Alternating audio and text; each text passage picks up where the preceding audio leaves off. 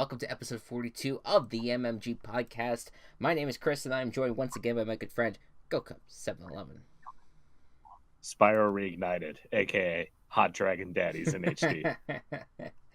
Yes, that's right. That is the big video game news. I have not heard much from it yet. I'm sure that's going to change over the next few days as people continue to play it, but I'm sure it's going to be fucking... I asked Gabe for a podcast intro. That's what he told me to do. You know what? That does not surprise me whatsoever. Gocubs' good friend Gabe, and our good friend Gabe, really, is very, very, very funny.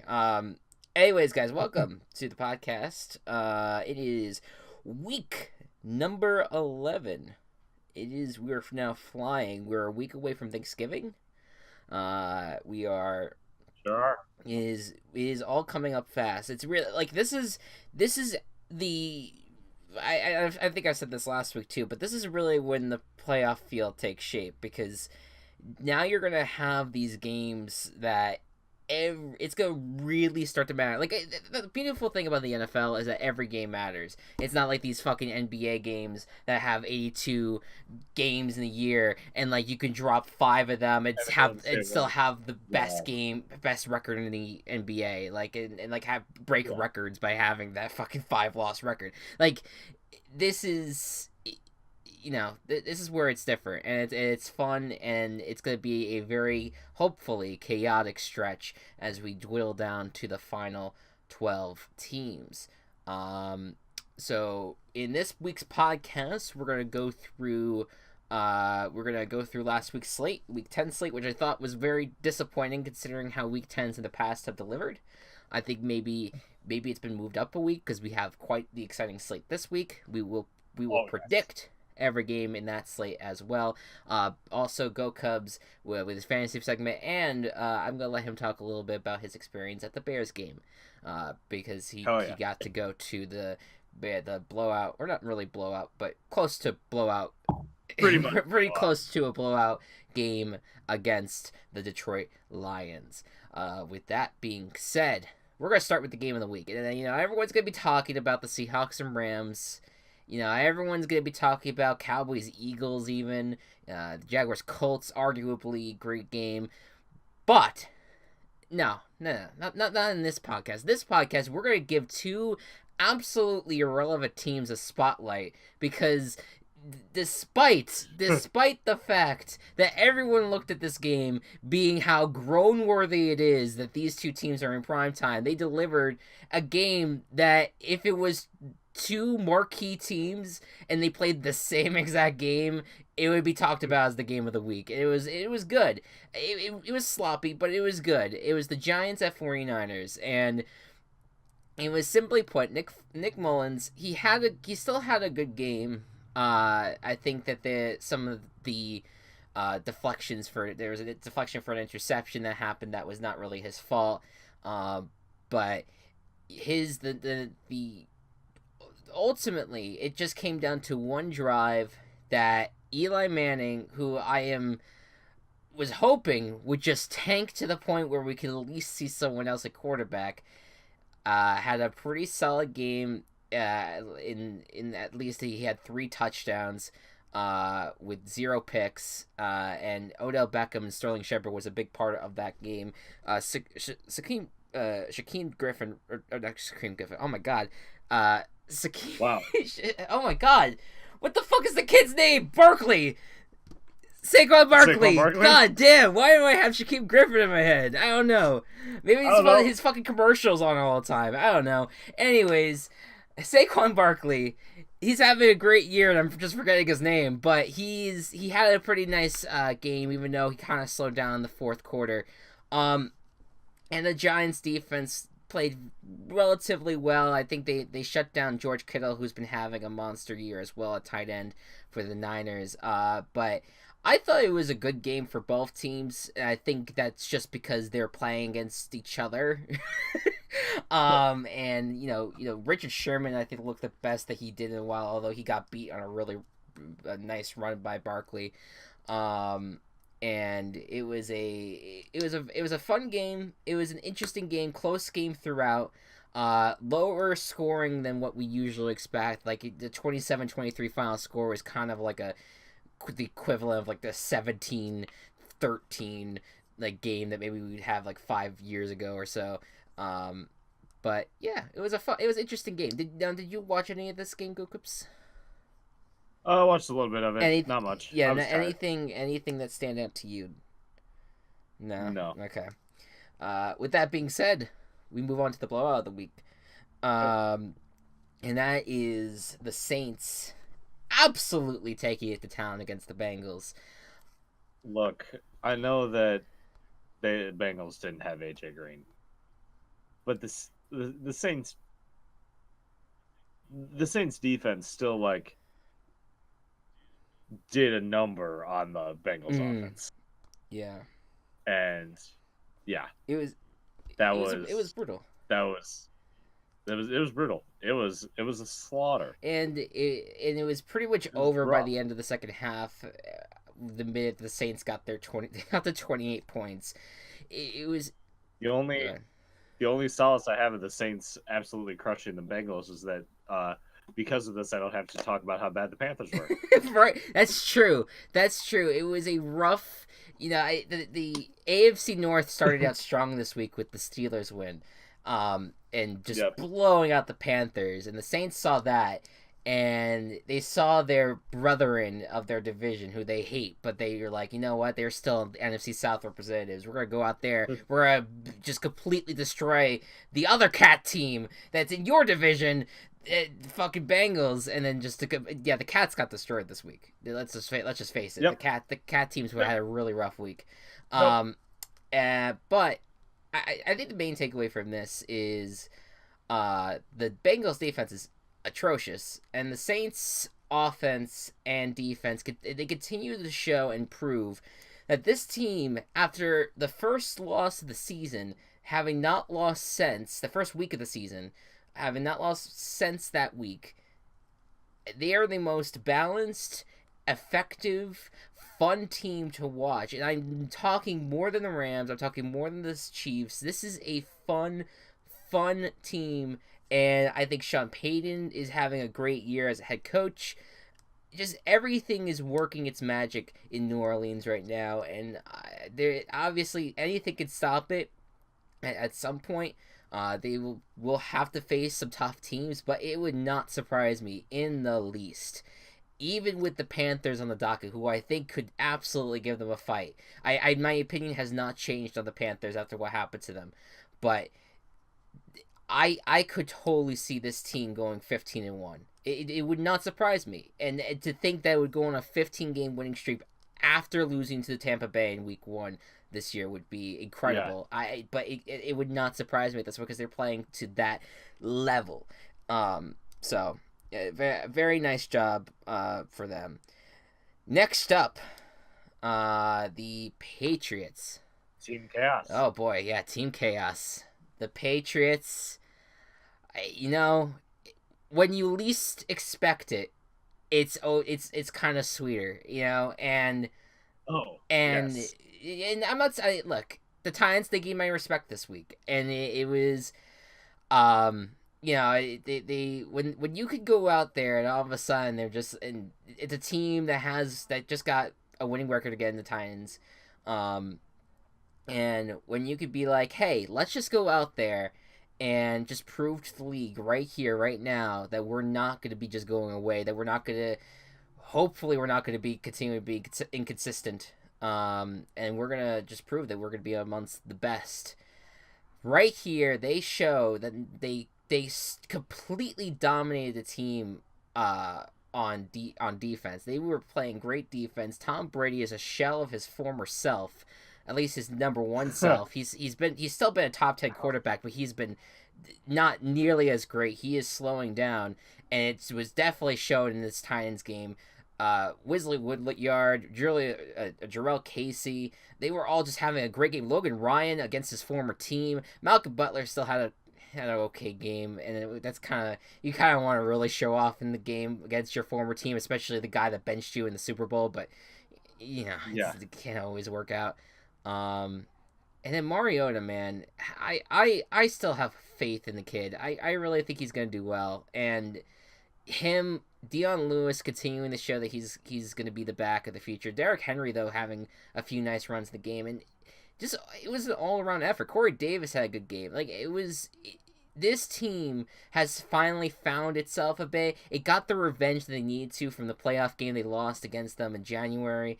And I was on the Colts train, and I still am. I still think they're going to be in a nice race, but looking at it now, I feel like you got spot on when you say the Titans were going to be the 6th seed, because they very well could be. They could be the freaking 4th seed. I mean, they could win this division, barring it like a Texans back then. They've beaten the Texans, right? So that one game. That is correct. Forgot about that. Yes, that is correct. And it's gonna be this weekend. It's gonna be the Titans and Colts, but the following weekend, is gonna be Monday Night Football against the Texans. So that's gonna be really nice. And I think a lot of people are gonna be focusing on the Patriots in their analysis, but I can't. I'm not gonna sit here and be like, oh well, they're done, because they're not. No one should be. Because it's the kind of typical things that you see with this team where, oh, well, they seem like they lose a game all of a sudden in the second half of the season, and everyone worries about them, and then they're just fine when it comes to playoff time. So I'm not worried about this Patriots team, but I'm not worried about them either. It was really satisfying. Oh, for sure, it was a satisfying victory, and I think, and it made me very. It made me think I think it was the first time in a few years that, because of how dominant this team has been, it did make me think that the tenure of Tom Brady and Bill Belichick together in Foxborough is coming to an end at some point. It's like I feel like it's closer than ever, but close could be like in the next 3 years, but we'll see. But fun game, and it was probably the sweetest team chaos that we've seen so far. All of our team chaoses, all of the Patriots losses have pretty much been the team chaos of the week, which shows the respect that we have for the Patriots. Anyways, most surprising team. Let's start with you, Gocubs. Who do you have for your most surprising team? My most surprising team belongs to the Buffalo Bills, and I don't know why I picked them, because I don't want to talk about the Bills ever again. But fair enough. They scored 41 points with their 5th starting quarterback this year. With Peterman, Allen, Anderson, 4th, with fucking Matt Barkley. Yeah. What the fuck? LaShawn McCoy had a great game. He was sitting on my bench, of course, but he had a great game. This team is so confusing. And at any point, they could score 40-plus points. And it could be against the Jets, which is, okay, I can see that. Or the Vikings, where you wonder where that come from, when that week they didn't even know what state was Minnesota on their social media platform. I forgot about that. Oh, so much has happened. Yeah. I don't know what this team is. They're surprising to me because I can't figure them the fuck out. I think you know what? No, I do have them figured out. They're trash, but they just go off. For no reason. Yeah. It is so weird because, I thought this was going to be just a slugfest because the Jets and Bills defenses have not been that bad this year. Like, they've played well, but it's just been how atrocious both teams have played on offense. It's weird because you also go into this game thinking all right, Josh McCown, he's going in, he's the veteran, he's the guy that's going to step in, he's going to take care of business because when Sam Darnold's out. But the thing that was proven to us in this game was that there are two mitigating factors as to why the Jets lost. It was just because the Sam Darnold, I think, is going to be an important factor for this team, and they missed him in this game. And Todd Bowles needs to go. It's as simple as that. I like Todd Bowles, but it's time. It's time to move on. But enough about the Jets, though. The Bills, respect to them, because I think Sean McDermott, as terribly as he's botched the quarterback situation, has proven to be a decent coach in this league, and time and time again we see this team continue to show up for him, and I think that's why I think keeping him into next year is gonna definitely gonna happen probably, um, and I think that he's going to be a big factor in probably finding the right players for this team going forward. Maybe, and we'll see about Brandon Bean for the general manager, but it was a good win. It was a good victory for them. Should they have tanked? But maybe, but they got the win that they needed. I mean, they can't. They can't really tank with the teams that are below them. Yeah. I mean, it's well. I think you do have the rating, but think about what happened on Monday night. Though you had one of the teams or at least that could have been behind you, in the Giants that won last night. You could have fallen behind the Giants at that point, and then you would just be in like a room with the Raiders, Cardinals, Niners. At least at that point you moved up, but now you're being like, hey. We wanted to win. We wanted to beat this Lowly Jets team, and they did it, and it was good for them. What else? What else is happening here? Oh yeah. By the way, can I? I'm gonna take a step back because I finally, before the podcast started, I was trying to find a quote that I thought was absolutely brilliant, and I finally found it, and it has to do with the Saints at Bengals game. The Saints actually beat the Bengals so badly that they reacted by hiring Hugh Jackson.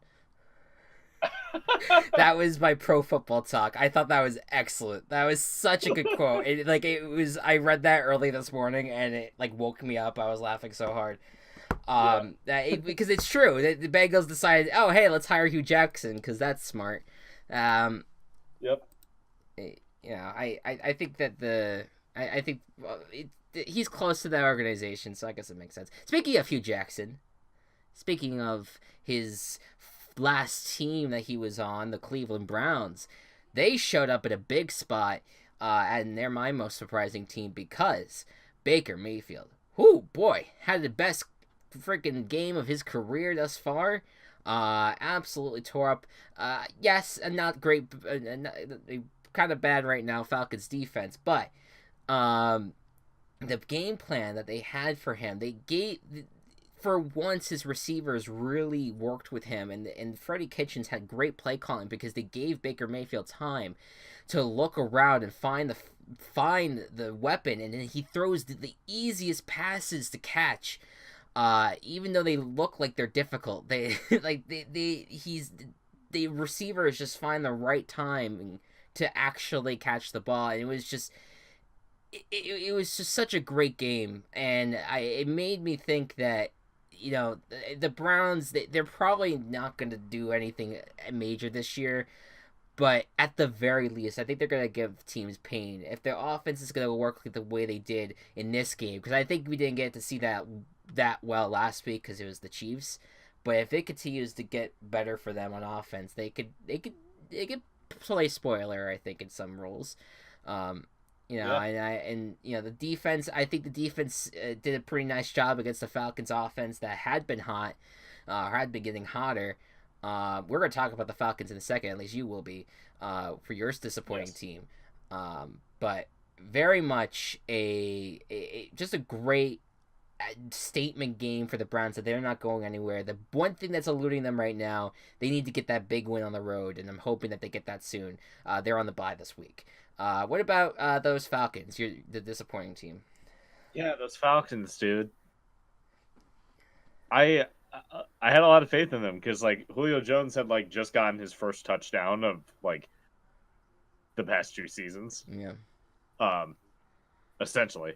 And it they seemed like they were getting on a hot streak, and then they just did what birds do and laid an egg.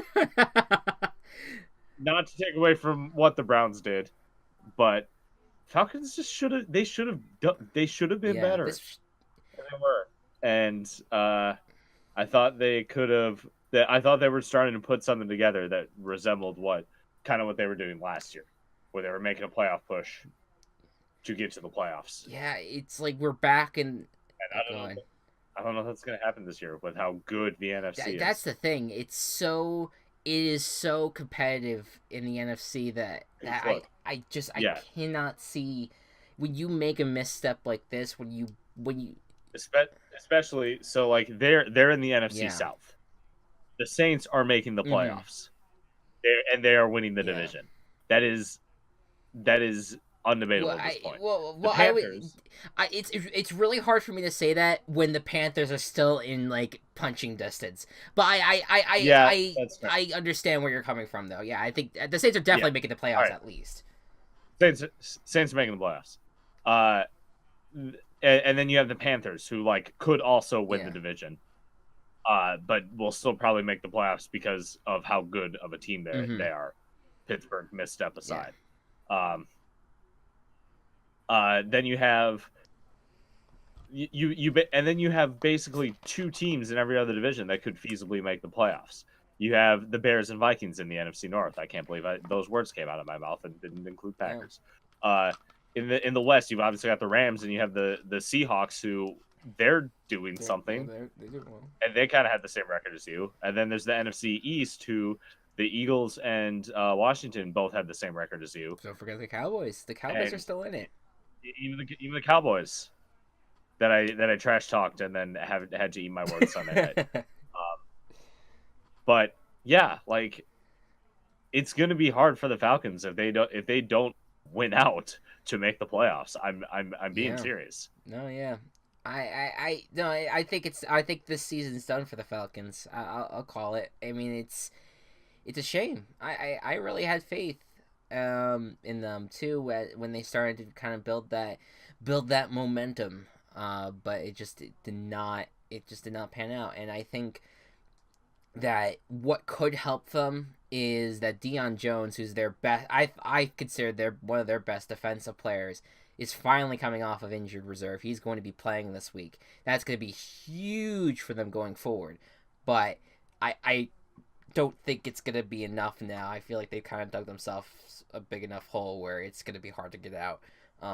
It could just considering how the schedule is going to be. But you never know. The one thing you just got to hope for is that, except for maybe like whoever the division leaders are right now, just hope that everyone flounders. And like you can only hope that the division leaders and the Panthers absolutely keep on going, and everyone else just shits the bed, and you just kind of like just ride into the 6th seed at least. Yep. You know, and that way you get that done. Speaking of an NFC team that I thought was disappointing, Philadelphia Eagles. You add Golden Tate and then you play it. So yeah, like this was what was insane to me about it. I watched the game and all I was thinking was that this is in the home of the Eagles and in Philadelphia. I mean, it's not like they've been prone to losing at home or anything, but like this is, you let the Cowboys come in here at the state that they were in going into this game, and you gave them new life. And I'll give him credit. The offensive line started to look a little bit better for the Cowboys. Dak Prescott had some nice throws in the game. Ezekiel Elliott, I mean, come on. He's not human. He's playing insane football. The defense, the Jalen Smith and Leighton Vander Esch is going to be a dynamic linebacking duo going forward. They're incredible. But Cowboys off the table for a second.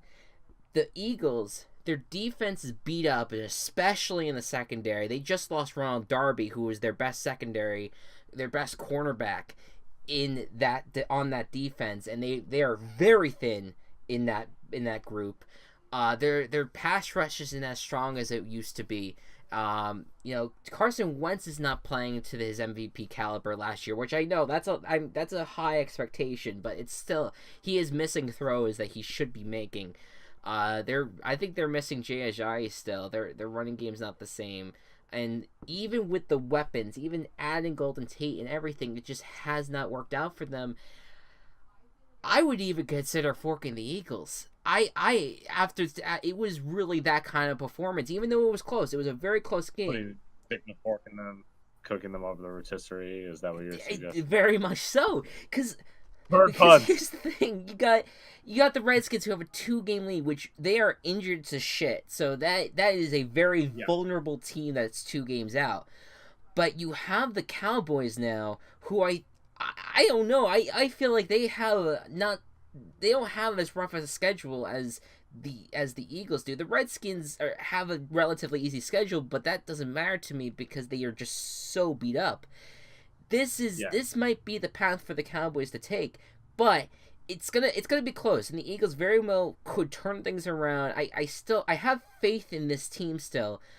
And by the way, Eagles fans, I've not gone after you guys at all the past year because I wanted to give you guys the chance to really enjoy the Super Bowl run.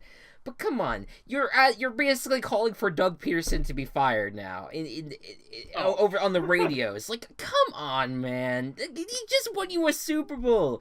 He's having not so great of a year.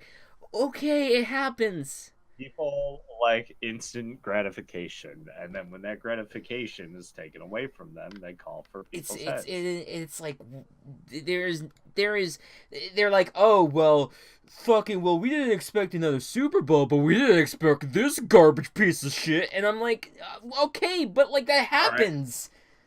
It happens. Things change, and you cannot fault Doug Peterson for the amount.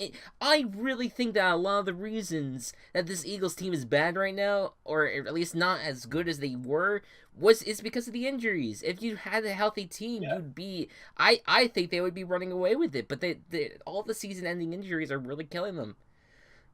So.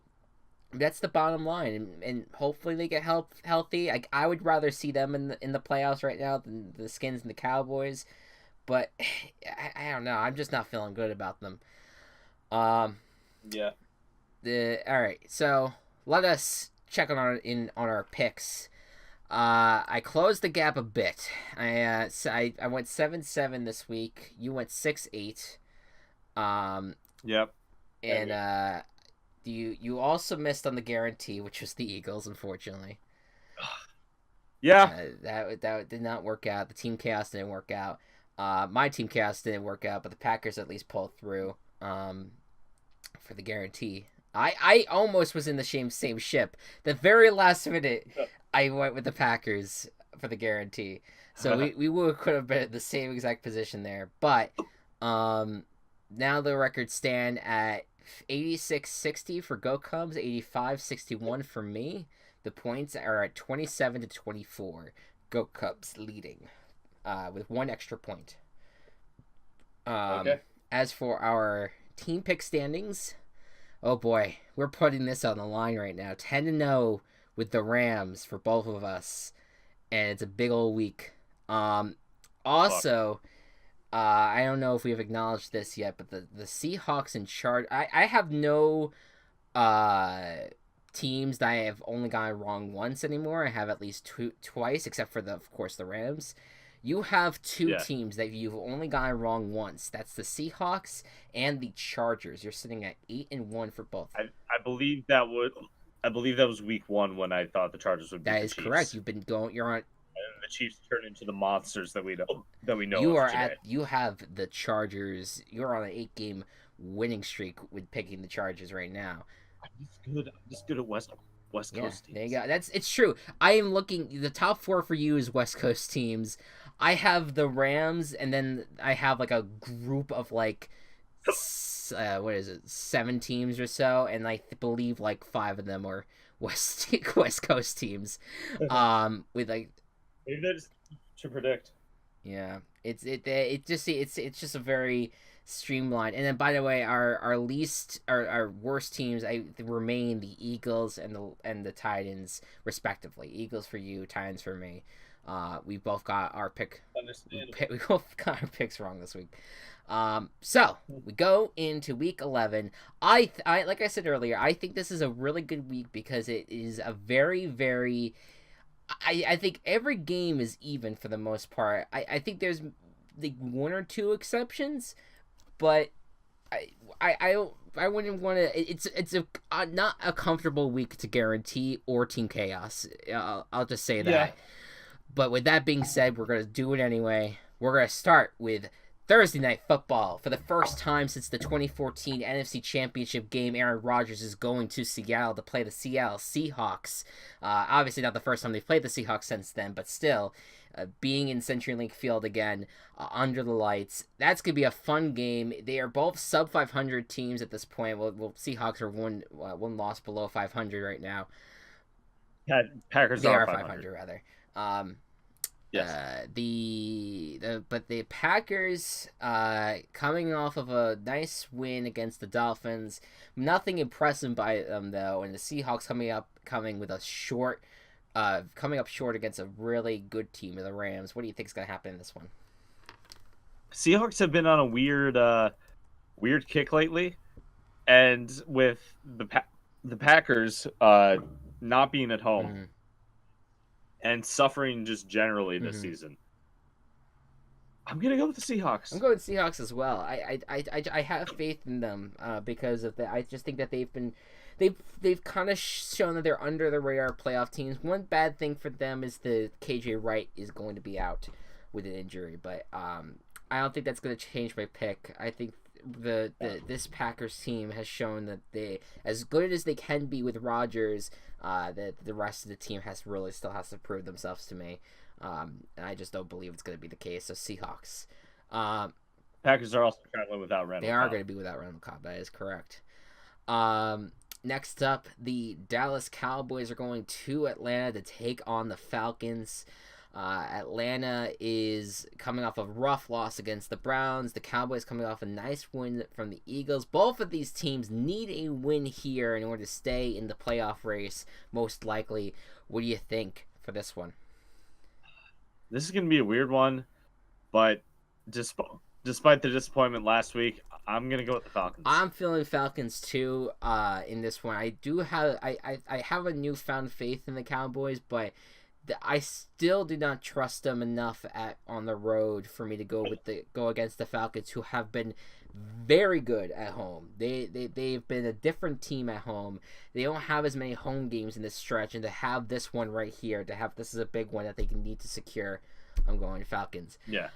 Next up, the Cincinnati Bengals are going against Baltimore to take on. They're going to Baltimore to take on the Ravens. And the Baltimore Ravens might be starting Lamar Jackson this week. We do not know. There's a chance. There's a quarterback. Whole thing has been very up in the air. And Cincinnati, meanwhile, they're just looking to get out of the skid. Both of these teams looking to get out of bad skids right now. What do you think's gonna happen? Do I have to pick this one? You have to pick this one. Okay, so clearly no points on the line here. For you. Yeah. This one's hard. I might just even if they have Lamar Jackson, I think I'm gonna go with the home team on this one with the Ravens. I'll give you. If AJ Green is not gonna be back for the Bengals, I don't believe, could be out until December. I believe is what I read. And without them, I don't think Bengals are going to be able to do that to the Ravens. So, I'll go Ravens. I'll give you a stat right now. The past 3 games for the Bengals, they have allowed 500 yards. Their defense have allowed 500 yards, which is the most in a 3-game span in NFL history. Oh, God. It is a historically bad defense. Marvin Lewis is now taking over the reins of defensive coordinator. They fired Terrell Austin, who was considered a head coaching candidate for many coaching cycles this week. It's a little bit of a disaster right now for the Bengals, and this is the chance right now for the Ravens to get their season back on track. I'm going with the Ravens to tie this series up. Next up, the Panthers are going to Detroit to take on the Lions. Both of these teams coming off of rough losses. One, though, is obviously still in the playoff hunt. The other is just trying to play for pride at this point. The Lion Pride will be going up against the Panthers in this one. It's going to be an interesting game, but what do you think is going to happen? The one note about the Panthers' loss is that Christian McCaffrey had an amazing game. Yeah. And he right now is the only one that, now that the Pro Bowl voting has started, will actually want to like do another segment at the end in place of my fantasy one about this. But he's the only one right now that they're pushing on social media for the Pro Bowl. And I think that he, along with just recuperating a little bit, will help the Panthers win this game. Yeah, I'm feeling the Panthers in this one too, and this is one of those games that I totally see could be a trap game, but I do think that the Panthers are going to take care of business. I still think that they are the deep team that has really come to fruition in the last few weeks, and I know it really their pride got kind of demolished against the Steelers. But it's gonna they can rebuild that, and I think that they can still go on a run here. Their schedule is not the worst in the world, so they just gotta keep on going. I'm going Panthers in this one. Next up, big sneaky game. The Tennessee Titans are going to Indianapolis to take on the Colts, and the Colts coming off a very, very close win against the Jaguars, while the Titans take down the friggin' Goliath that is the Patriots. Well, not really. They're kind of like weaker than that right now. But regardless, they beat the Patriots, and it was a big statement win. But now they gotta continue their momentum here. What do you think's gonna happen in this game? I think they'll be able to, and I'm gonna go with Tennessee in this one. I just think that they figured out what to do with their offense that they should have figured out long ago, and they're gonna roll with it. I was so certain this week I was gonna pick the Colts, but after what happened on Sunday, even I think if it was a really close game with the Patriots, I might have still leaned with the Colts. But the fact of the matter is, the Colts defense kind of disappointed me a bit, and the Titans blew out the Patriots, and I felt like they did it on all phases of the game. And I think they'll do the same to the Colts. I'm taking Titans in this one. Next up, the Buccaneers, coming off a really bad loss to the Redskins, go to New York to take on the Giants. What can be said about this matchup? Fitz magic is on and off. The Giants won a game, which is curious. Might want to check on that. Just to make sure. But is it weird that I'm gonna team chaos the Giants? It's not weird at all. Because I feel like for the third fucking week of the row, I'm also team chaosing the Giants. I mean, I guess we're just in lockstep at this point with the team chaos. Yep. But it's simply put, I need a moment here because the Buccaneers head coach Dirk Cutter sees the success that they've had on offense with Todd Monken, looks at the disaster that they have on defense, and looks at the situation after the game against the Carolina Panthers and says, I know what the problem is. Todd fucking Monken! And he takes the play calling away from Todd Monken in that game against Washington, and he's like, oh! And then when fucking charged with questions about it, he was like, I don't know, I just thought that's for me to know. I mean, I just thought that was the best move for my team and all that. I was like, What are you talking about? You're like, oh, I wanted to relieve the defense a bit by taking over the offense. What is that? What are you talking about? Like, this is so weird. So I don't know what Dirk Cutter's doing. He is long overdue to be fired. He needs to lose this week. He needs to be the Giants beating the Buccaneers. Needs to be the straw that broke the Pirates' back and kick the fucking Dirk Cutter out of this team's freaking office. I'm done with him. I am so done with this Buccaneers team with Cutter. Cutter. I'm over Cutter. I'm over him. Anyways, Texans going up against that Redskins team. Texans with coming off a bye, Deshaun Watson and all of them they're on a 6-game winning streak. The Redskins a little beat up right now. That's gonna hurt them. But both teams are 6-3. What's gonna happen in this one? I'm guaranteeing that this win streak continues. Let's go, Watson. I don't know what it is right now, but I feel like in the last few weeks we were on the same fucking mind meld. I'm guaranteeing the Texans too. Is this the first time ever that we've done both? I think it might. I don't know. Because I'm looking at this and I'm like, yes, they're both 6-3, but to me, the Texans are by far the superior team, and I think it's risky because I think that there's times that the Texans have gotten lucky in wins, especially against the Broncos a few weeks ago. The Redskins, they're great at home, but to me, it's tough with the injuries. I can't do it with the Redskins. I don't have any faith in them, especially their offense. Texans are an all-around great team. I'm going with them. Next up, the Stellars are taking on the Jaguars. Oh boy, this was originally going to be the Sunday Night Football game, the only Sunday Night Football game the Jaguars had, the only primetime game they had this year outside of the Thursday Night Football game against the Titans, and now it's been flexed out. The Jaguars are not doing good. The Steelers are on a roll. This is, to me, is by record, it is the biggest difference in record between two teams playing this week.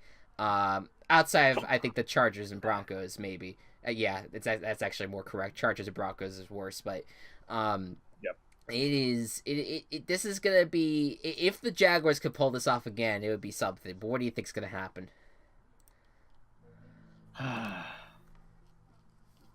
Jaguars. Can you start playing some sad music in the background? Sure, I'll try to remember anything. Okay. If there's not, just imagine there is. Jaguars. I believed in you. I still do. I think that you can be better.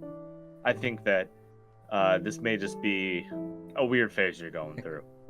Or this might be who you've been all along. I don't know. And you're facing the team that you upset in one of the coolest playoff games ever. Just because you beat the Steelers. That's what made it cool. You have the ability. But you haven't shown that ability yet this year. I still believe in you, Jaguars. But I have to pick the Steelers.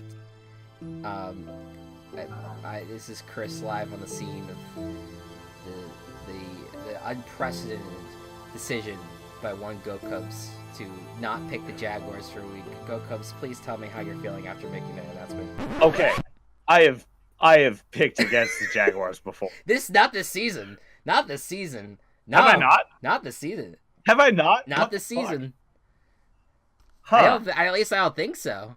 I'm gonna go back and look because I don't believe that. I feel like you have not picked. Oh my! I'll double check your record.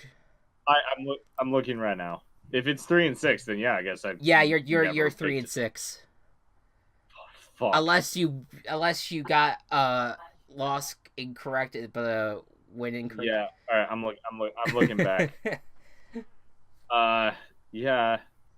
The Steelers are good, and it makes me This is sad. the end of a streak. I'm just saying, and this is going back to last year. I don't know how long it was that you were kept on picking the Jaguars last year, but I'm almost certain that since week 1 that you've been picking the Jaguars every single week. I think you're right. No, I wasn't even trying to make fun of it. I was just like, this is a big moment in this podcast. Damn it! Have I really picked the Jaguars to win every week? What the fuck is wrong Every with me? single week until this week.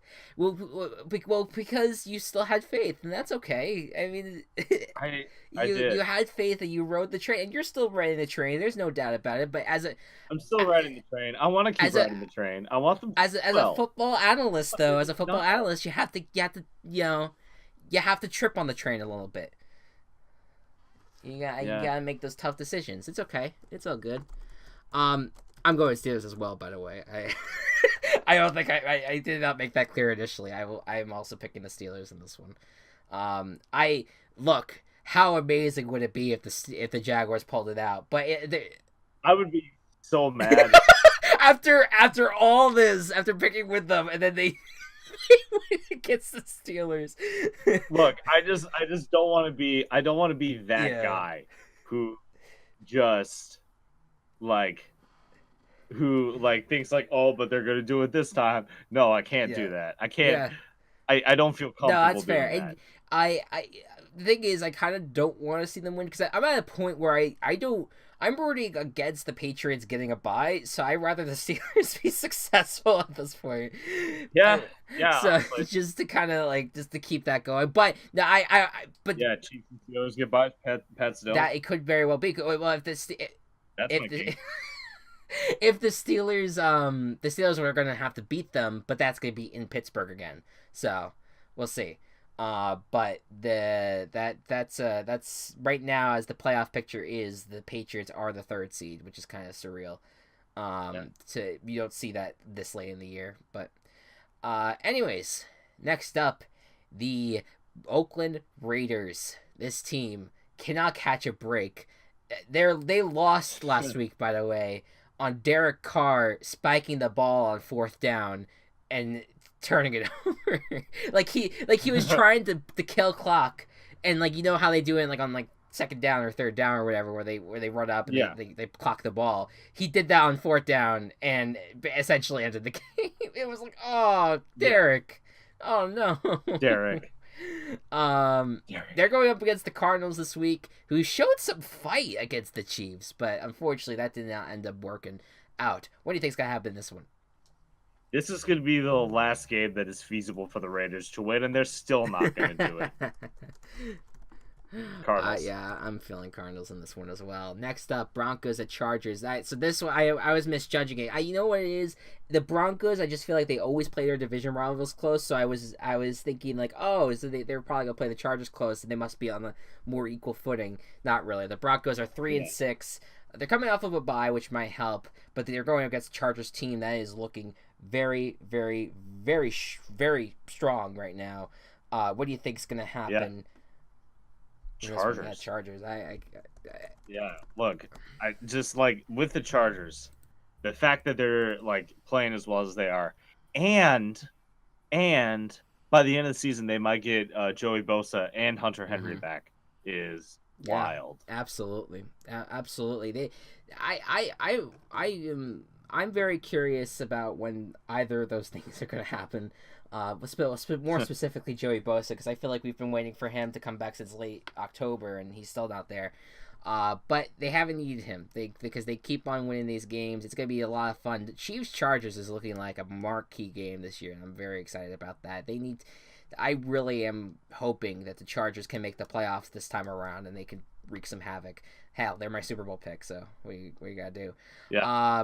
Next up, Eagles at the Saints. Oh, what a rough week to get the Saints have to go to New Orleans after losing to the Cowboys. The Eagles have to go to New Orleans to take on the hottest team in football. What's gonna happen in this one? Go Cubs! The Saints are gonna win the football. The Saints will football. That's what's The Saints will happen. football. Because the Saints will football better than the Eagles will football. And the man with two first names will reign supreme. Mr. Michael Thomas. The interesting note that everyone keeps on talking about and shoving in our heads this week. Doug Peterson lost a bet to Sean Payton, I guess, in the golf game. Or I'm sorry, Sean Payton lost the bet to Doug Peterson, and so Doug Peterson is going to get to wear his home uniforms in this game, while the Saints decided that they're going to go with the Color Rush uniforms. So freaky deaky uniform matchup in New Orleans. So it's going to be black versus teal. Basically, yeah, or it was going to be white and teal, but yes. White and teal. And okay, so color rush, Color Rush, right? So yeah, the Color Rush, and they wear white uniforms. There are multiple teams that did that. The fucking Packers had that. It's like, well, that's not Color Rush then. Anyways, no, you're just wearing white. It's that honestly look better. Fair enough. Well, people, to be fair, of course, too, the Saints, people love the Saints Color Rush uniforms, and I don't necessarily blame them. It's a very nice uniform. Yeah. Anyways, at least it's not the Rams. Yeah, I love the Saints in this one. I think that they're gonna keep on going. And I think the Eagles are gonna put up a fight. I don't think it's gonna be out of the question that they don't, because I just don't want to count out the Eagles in anything, considering that they're the Super Bowl champions, or the reigning Super Bowl champions. But this is it does not feel good for them to be playing them now. Next up, Sunday Night Football. Here we go. The Minnesota Vikings going to Chicago to take on the Bears in what is the most important game, I would say, for both of these teams to this point. The winner of this game is in a really nice driver's seat going into the final weeks of the year, and especially the Bears, who could be up 2.5 games on their opponents if they can actually pull this out. Mr. Gocubs, I know you're tense for this game. What is going to happen? Seeing the Bears in person changed a lot. Yeah, actually, go ahead, take this segment right now to talk about the Bears Lions. Yeah. So Soldier Field was just it was fun to just go in the city and see all the stuff there. Soldier Field was great to be at. Everyone was around, was friendly, including a Lions fan that I sat next to, who was just happy whenever the Lions just did something. Mm-hmm. He was really drunk, but yes. Good guy. But seeing the Bears play in person and seeing the chemistry that Mitch Trubisky had formed with Allen Robinson and Anthony Miller was amazing. They were connected for a ton of super long passes and runs. Now, I'm not saying that the Lions defense is comparable to the Vikings defense. That's not what I'm saying. But the offense for the Bears was great. The defense for the Bears was better than the offense, who has not scored less than 24 points this entire season except once. And 3 straight games with 3+ touchdowns. Granted, they were against the Bills, Jets, and Lions, but still. Right. Still impressive. So you're I am going to pick the Chicago Bears to defeat the Minnesota Vikings. Yeah, I'm surprised you didn't guarantee it after all this. Yeah. Fair enough. That's after all that. After all that, I'm confident in the Bears to do this. I look at Minnesota, and I have had. I feel like that they are continuing to show that they're going to be a hard team to beat, and that they're going to continue to be in the mix every single time. And especially within the division lately, they've been doing very well. With that being said, I just, right now, the Bears have looked like they are better on defense than the Vikings. that they're getting it going a little bit more on offense than the Vikings. I'm worried a little bit about the Vikings' talent in the injuries that some of them have right now. It's going to be a very, very close game, and it's going to be very fun to get a live text from Gocubs with this game. But You I bet. You bet it I is. I am going with the Bears. I have faith in them, and I think that they could solidify or begin to solidify a possible home Chicago game, at the very least on Wild Card Weekend. Um, so there you go. Well, I would love a fucking. I mean, I know you would, but I would love the idea of a playoff game in Chicago. That'd be fun. Oh, of Um, course. We yeah, need this. this is big. This is. We we need Mm. this. Um. Now, of course, I would say I would rank this on the second most important and most exciting game of the week. It would be the first maybe in other weeks, but this is what we've been waiting for. This is what everyone in the world has been waiting for, and this is what Mexico's been waiting for. But now they won't get to enjoy it. The Chiefs, the Kansas City Chiefs, at 9-1, will be taking on the Los Angeles Rams at 9-1 in Los Angeles because the Mexico City field, Estadio Azteca, unfortunately, had awful field conditions. You look at the photos and they were fucking awful. It was half dirt. It was it was because of a Shakira concert and another soccer match that absolutely destroyed the field. And they came in on Monday and Tuesday. Still in better condition than Oakland State. It was worse. It was no, it was. No, I'm kidding. I know you were joking, but oh boy, I can't even joke about this. It was awful. Yeah. And they came in Tuesday and they're trying to put new turf down and everything, and the NFL just decided, nah, we're not doing this. And it's a shame. I feel bad for the people in Mexico who would have enjoyed one of the best games of the year. But the Americans that are complaining about that they booked the trip to Mexico and everything, I get that you want your refund, but you know you don't have to go complaining about it when it comes to like under posts that the Rams are going to be giving away tickets to people who were just fighting fires and just lost their homes. The Rams are giving free tickets away, and you're there complaining about, but my trip to Mexico was ruined. Eat my ass, dude. You know, like it's the privilege at its best. Anyways, it's gonna be in Los Angeles. The Rams just gained home field advantage. I know that many people complain that the Rams' home field advantage isn't really advantage, but I think it is. It's gonna be a great game. We've been looking forward to this forever, and despite the fact that the Rams just lost Cooper Kupp, I think it's gonna be still a very, very even playing field. What's gonna happen in this one, Gocubs? I went back and forth a lot on this one, as I'm sure you did too.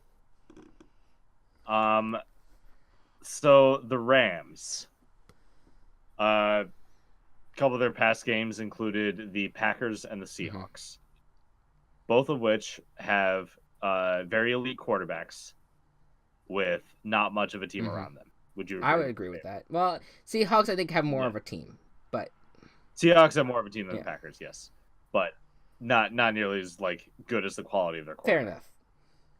And the Rams almost lost both of those games. And the Chiefs have Patrick Mahomes, who has been playing better than both Brady and not Brady. Well, also Brady, but better than Rodgers and Wilson this year. And he has more weapons. And look at what the Chiefs do to just everyone. And this Rams defense, who has not been the defense that we expected them to be the past few weeks. I think we're going to go with the Chiefs. The big thing with the Rams and their defense is they have given up a lot. First of all, I would argue that both defenses are not good right now. Oh, the Chiefs' defense is terrible, but no one expected them to be good. It's not neither at a great level right now, but Aaron Donald continues to be an absolute monster, and he keeps on shutting down quarterbacks and shutting down the running game every single week. He is single-handedly has shut down drives every single week. Marcus Peters had a rough game against the Saints, but turned things around big time against the Seahawks. And this offense, Sean McVay there's a reason why he is such an innovator. The reason he's been able to go up against every single opponent this year and compete with them to the highest of levels and in close amount of games. And even when he was down so much against the Saints, he was able to come back. And despite not having the win, I still had faith that he still called an amazing game. I cannot believe that this is the one game this week that we're going to defer on. But I'm going with the Rams, and not that I don't have faith in the Chiefs, but I just think right now, I think that's part of the reason why I have so much faith in the Rams is that they've gone against they've gone against tougher opponents. The Chiefs have not really gone against a lot of tough opponents, and the one team that they did lose against was the Patriots. And they need a much. They're going to be, both teams are going to be in a big spot the next few weeks and that near the end stretch of this season because they have some tough opponents ahead. The Rams, they still have to face the Bears. They still have to face like all these other these NFC teams. The Chiefs still have to face the Chargers again. This is a very difficult stretch, but first they face each other. I think it's going to be a very good game, very close game. I'm taking the home team in this matchup, the Rams. I was going back and forth so much. I went with my gut. The Chiefs spoke out to you. With the Chiefs, yeah. Yep. I don't know. That's the level of chaos that is poking at my head. I think that you have a game where it is borderline impossible to really say how this is going to go. And the big thing with the Chiefs is that they are going to get some players back this week that they've had on that were injured. Sammy Watkins is going to be coming back. Anthony Hitchens is going to be coming back. So these are going to be two relatively healthy teams with the exception of Cooper Kupp being out. But I still think the Rams have a collection of weapons that they're going to hold on to, that they're going to kick ass with, that I have faith in. But it's going to be good. It's going to be close. And boy, is Mexico missing out. So that is that. And it's a real shame that we have to have the ESPN team calling this one because come on. Oh, man, dude. That is absolutely very. It's going to be very difficult to not have the TV muted, but at the same time, they're going to make it much easier of a decision. Yeah. So that's it. And so, go Cubs. What about your fantasy advice for this week? So instead of in place of my fantasy advice, I wanna know something from you. Okay. Who is a quarterback, running back, wide receiver, and any defensive player that you want to see in the Pro Bowl this year? Okay. Well, in terms of, I'm gonna go with the ones that I feel like are not going to be as talked about, nearly as much. So like not like locked in characters. Yeah. Well, I mean, I feel like a lot of people are looking at the Chargers as a whole and not really seeing the greatness that Phillip Rivers is putting out. I think I like him a lot as terms of a quarterback that's really kicking ass this year. I'm gonna have to think about the other quarterbacks, but that's just one that really sticks out to me on that one.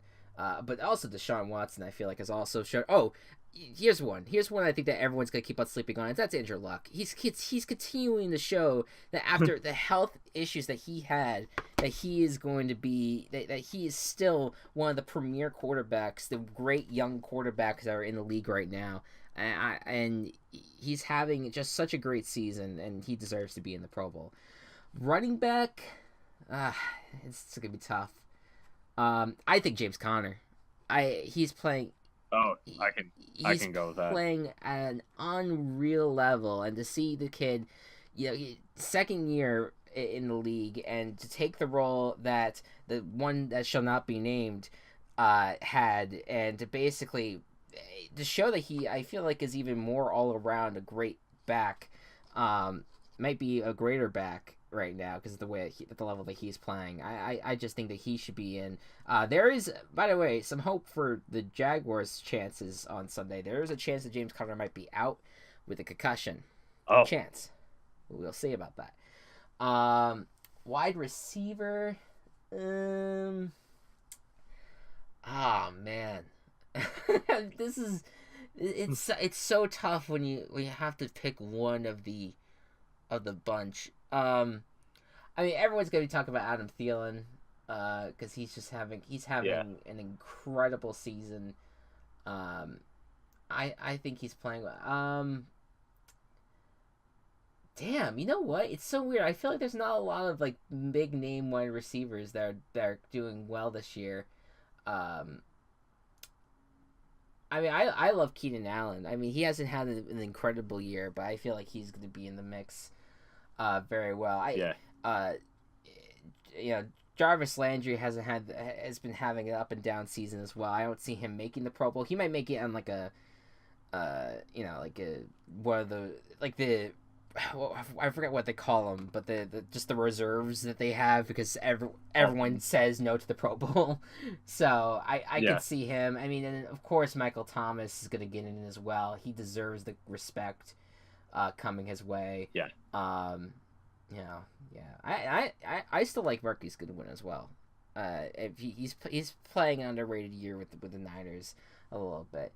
And as for a defensive player, that's on my radar. I love Derwin James. I love Darius Leonard and Marcus Hunt for the Colts. Those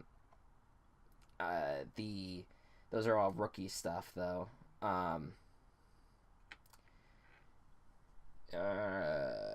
Myles Garrett's having a great year too. All right, Myles Garrett's doing great. I'll drink to that. Anyways, well, why do you ask, Gocubs? Because I want to. Okay, yeah, you go. Fair enough. Okay, so quarterback, not even kidding, Mitch Trubisky. Fair enough. He's been having a great year. Obviously NFC is stacked, and he may not get it. But if like let's just say Drew Brees makes the Super Bowl, not going to be in the Pro Bowl, he might be a fit and alternate, especially if he continues to have the year he's been having, at least the past few weeks. For sure. So, yeah, weird. That's a long, like a dark horse pick, but one that I think is possible. For running back, I can't choose anyone other than Christian McCaffrey. With the season he's been having, this is what the Panthers drafted him to do. Is to be this workhorse back who does everything and does everything well. And he's been having like one of the best running back careers this season, and not many people are talking about it. Absolutely. At least I feel like I obviously see a lot of it being both a Panthers fan and having him on my for sure team. Yeah. But I still feel like he's not being talked about of how good of a job he's doing this season. For wide receiver. I don't know why. It just feels like a wide receiver is so not really talked about that much. I mean, Calvin Ridley, I throw that one out there for Falcons. Calvin Ridley for Pro Bowl? I mean, he's been quiet the past few weeks, but he's been in it. Yeah. I mean, he's a very talented young receiver who has been doing great for the Falcons, and I hope continues to do good. So yeah, I can go with Ridley. And then defensive player. I really I don't want to say anyone else except Khalil Mack. Fair enough. I know that's like really obvious, but he's really good. But and is on a great defense. One thing too, I'll bring up a tight end. I brought him up earlier too, in terms of the Niners. George Kittle. George Kittle should be in the Pro Bowl. He's playing an incredible season. He's among the top tight ends of the league right now. And I think that he's shown that he has a lot of talent and a very nice pickup for them, and I think it was last year's draft. Especially with how thin tight ends are this year. For sure. Like, that makes the really good ones stand out more. Absolutely. Absolutely. Yeah. But yeah, I guess the Pro Bowl vote is happening now. When I think about it, It is. It is is up. it what's the URL? NFL.com. I don't know. I'm gonna assume it's I don't know. NFL.com/Pro Bowl. I could be wrong. We're totally not All sponsored. right, let's make sure we don't take them to a porn website. Yeah. Yes, definitely. Yeah, and that's gonna be the case. It turns out like everyone that at least was like average ends up being in the Pro Bowl because again like of the reserves and stuff. But yeah, like it would be nice to see all those guys pop in, and have a pretty solid year. You know who else I love? It is. It is NFL.com/Pro Bowl/ballot. Pro Bowl/ballot. Jamal Adams as well for the Jets. He's one of the few bright spots on that team. He's been playing very, very well. And he's been one of the more outspoken guys on the team this year, which again, you kind of end up understanding from his perspective. Yeah. Also, can I is there are you short for time, or would you like to fit in one last segment here? I can do one because I was looking at the because what I love doing at this time of the year is checking the playoff picture, and I look at the teams that not necessarily that are necessarily in the playoff picture right now, but the ones who are on the outside. I'm gonna give you a list of teams. I'm gonna start just naming off teams, and you just give me yes or no for if they'll make the playoffs or not. And this is going from the very bottom, so you'll say a lot of no's initially, but okay. And like I might say more than 6 yeses. Fair enough. Yeah. Just like they might. All right. So Raiders, Niners, no. Jets, no. Giants, no. Bills, no. Cardinals, no. Broncos, no. Lions, no. Jaguars. No. You don't think it's gonna happen? I agree, but you never know. Too much AFC power. Okay, Buccaneers. The coach is bothering me. Browns. You know what? Again, it's too much AFC power, but I'm just hoping that if they go on a run with this offense, it would be fun. But it's not gonna happen. Eagles. You think that they could still make the playoffs? I'm with you. They could. Colts? They could. You really don't have any faith in the Colts. It's not that I don't have faith. I just think their division and conference. I feel like they're good. Yeah, they're good, and they'll probably turn around for me, but they just haven't done it yet. I think the big question is going to be this matchup. That's why I think the Titans Colts could be such a big game, because if they beat them, it's going to be huge. That would change it for me. Cowboys. Yeah, all right. there has to be a lot that goes their way for sure, but it's they're second place in the NFC East. It's right there. They're right up against the Skins. Ravens. Going through the rest of the AFC. Give me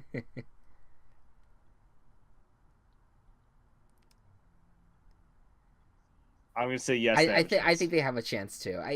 They have a tough schedule, but I think they can overcome it. I still have at least a little bit of faith. A few weeks ago, I wouldn't have said that, but I'm thinking about it now. And I'm like, they might. Seahawks. Yeah, they're close. It's close with them. Close. Dolphins. No. 5-5 is an anomaly. I refuse to believe that. No. Falcons. Same tone of voice that I answered the Seahawks with. No. Or rather, yes. Yeah. It's like close. It's so close. And then Titans. Yeah. Very good shot. I think Packers. Yeah. Ooh, they're like right up against it. They're the 7th seed, and you say no. Yeah, I don't. I don't. I All don't think right, so. all right. Fair enough. Bengals. Nah. Yeah, Well, they're maybe. they're Kind of in same the as sixth Ravens. seed right now. They're in the playoffs at this moment. Yeah, Oh shit! Really? yeah. What the In fuck? the playoff picture here is sixth seed Bengals going up third seed Patriots.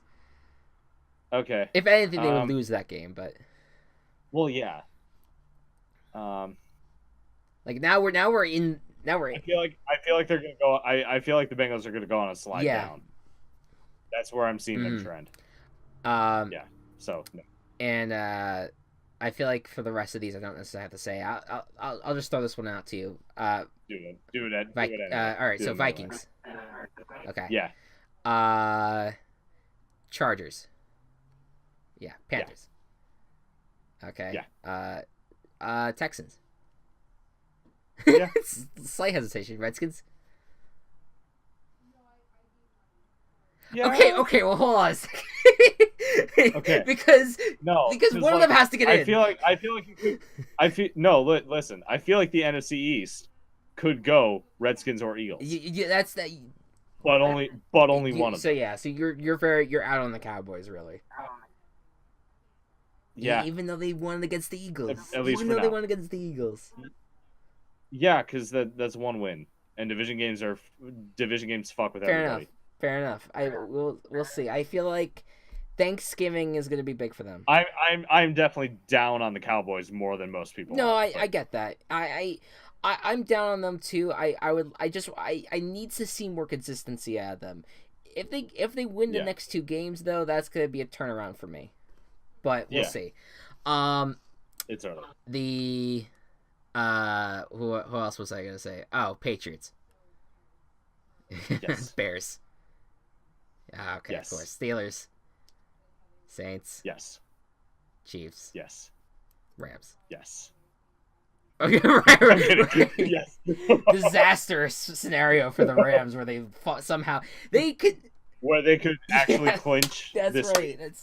We did talk about that. If the Seahawks lose and the Rams They win, clinched the NFC West, and that would have been that was the fucking Patriots. I would have been if I said the Rams instead of the Patriots, I would have been spot on if that scenario ends up playing out. I don't know if the Seahawks are going to lose though, and it's a very close matchup right now for Monday Night Football, to really say. Yeah. So it probably won't happen this week, but there's a good chance it happens the next week. I was looking at it.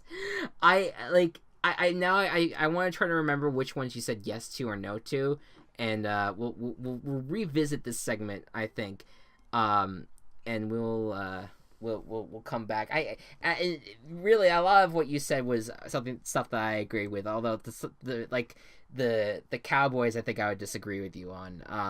The Colts, I would disagree with you on right now. Yeah, both of those are teams need to see more from. Now. Fair enough. And of course I would say the Packers too.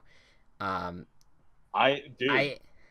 and Vikings are really good. Yeah, they're really good, but the Packers they have shown time and time again that they with Aaron Rodgers at quarterback, they get into these stretches late in the year when they're like, "Oh, well, Aaron Rodgers says this quoted phrase that he says like in week 12 or something, and then they go on a run to make it to the NFC Championship game. Yeah, it's happened every time with Aaron Rodgers, or at least a lot of the time. I know it happens. I mean, vision. I know how it feels. I'm opening up wounds for you right now. Yeah. I don't hate him. It's just the fact that he wears green and yellow, which is a terrible color combination. I'm not. I get it's weird. I don't even think I'm out on the Bengals, but their defense, Jesus criminy Christ, they gotta get better. Is atrocious right now. Okay. Anyways, wanted just to squeeze that in. That's all we got time for, folks. Join us next week where I cry because Chris got the only prediction between us right. This is a sneaky big game in our pick competition because Because no, look, we also picked the same guarantee and Team Chaos. So this is literally the only thing that we have different this week is this fucking Rams Chiefs. I love it. I love it, and I hate it at the same time. It's the last one. So we're gonna like go through. I'm like, oh, okay, we have the exact same record after every game, and then we get to Rams Chiefs, and then Chris will win. It makes for a relaxing Sunday, that's for sure. Wait, this Monday Night Football game, it just gets the much more heightened stress because of this pick now, because it's either I go 2 games back or I at least tie the pick record, and I'm at that point 2 points away from you. At that point, I still gotta get those guarantees and Team Chaos's right, but I can't do any of that this week because then you're gonna get the points too. It is wild. Anyways, next week is Thanksgiving, and it'll be the last week that we'll be talking about less than 16 games, as the Rams and Chiefs are going to be going on bye after this Los Angeles game, which and something we forgot to talk about, the Rams with the wildfires in Los Angeles and everything, the shooting that happened like right before the fires happened, everything that the Rams have done have had to deal with locally in their area. Like the Thousand Oaks shooting was literally a next door to them. The bar, they go to that bar all the time, and the wildfires is right near their facility as well. That they've had to get players into hotel rooms, and now they all just travel to Colorado thinking that they're going to play in Mexico City to practice in Colorado. Now they're staying there for the weekend. They're flying back to LA. This team has gone through a lot the past few weeks, and I commend them, regardless of the result on Monday, for what they've had to go through. And this is going to be a well-deserved bye week for the outstanding season that they've had and the adversity that they've had to overcome. Very good job, Rams. And very excited for that Monday Night Football game. Anyways, thank you all so much for watching. Hope you all enjoyed. Thank you, Gocubs, for joining us, as always. Stay beautiful. Be good to one another. Be kind to one another. And I'll see you guys next time. Bye-bye. Played some games with Dragon Daddies.